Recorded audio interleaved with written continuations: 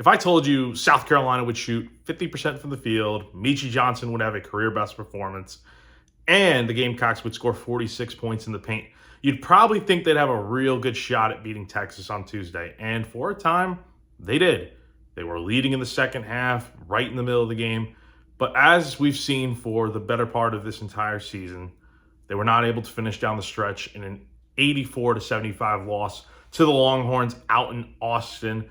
And you're probably wondering, after reading off all those numbers and singing the praises of what the Gamecocks were doing, how could they lose this game? What went wrong in this one? Well, I think we could start with the problem that's kind of hindered them for the better part of this entire season.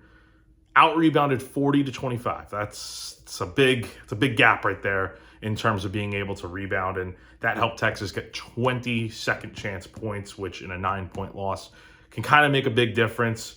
South Carolina really was close in this game, as I mentioned before, even had the lead halfway through the second half, but giving up 49 points to Texas in the second half is just not necessarily great, especially when Texas, in a close game down the stretch, shot really well. They made 5 of their final 6 shots to pull away and force South Carolina into a situation where they had to make every shot, and when they weren't falling, Texas was making them on the other end of the court, and that created a little bit of separation. So it's interesting because the Gamecocks actually played one of their better games, I would say, just from a pure numbers standpoint.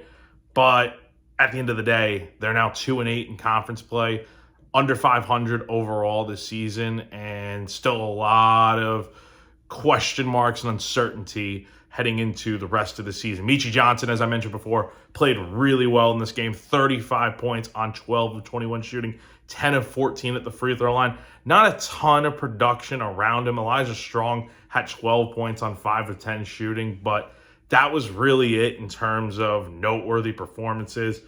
And it's a shame because South Carolina outshot Texas by 7%. And the real area where Texas was better, besides just the rebounds and whatnot, 37% from three-point range, 7 of 19 from deep. So that kind of helped Texas out a little bit. And they were also 29 of 36 at the free throw line compared to South Carolina going 19 of 24. So the numbers there kind of help tell the story as to why the Gamecocks lost this one in the end. So South Carolina will be back in action on Saturday afternoon, taking on Missouri at 1 p.m. at Colonial Life Arena on SEC Network.